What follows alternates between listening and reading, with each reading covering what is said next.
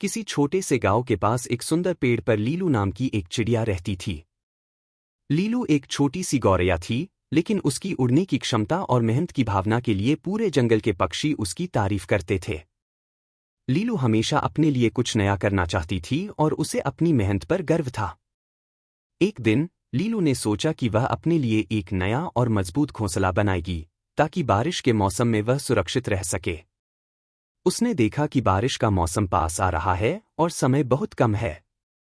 लीलू ने बिना देर किए घोंसला बनाना शुरू कर दिया।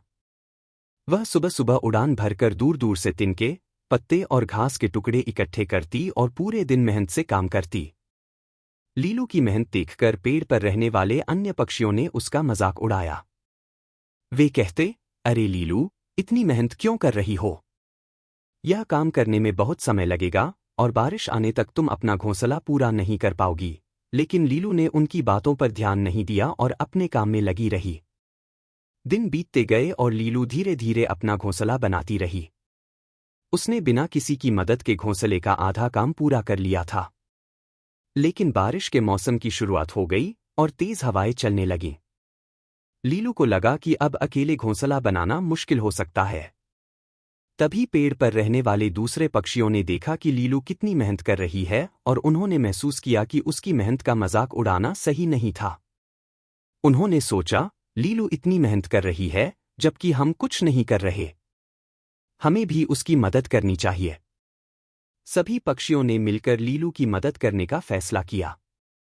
वे भी तिनके और पत्ते इकट्ठे करने लगे और लीलू के साथ मिलकर घोंसला बनाने लगे। कुछ ही दिनों में लीलू का घोंसला पूरा हो गया। यह एक मजबूत और सुंदर घोंसला था, जिसमें लीलू बारिश के मौसम में सुरक्षित रह सकती थी। जब बारिश आई तो लीलू का घोंसला उसे और उसके परिवार को सुरक्षित रखने के लिए तैयार था।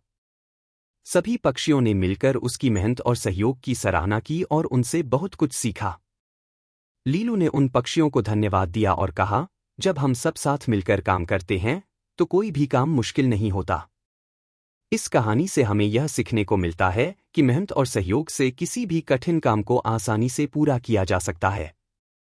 लीलू की तरह हमें भी कभी हार नहीं माननी चाहिए और एक दूसरे की मदद करके सफलता की ओर बढ़ना चाहिए।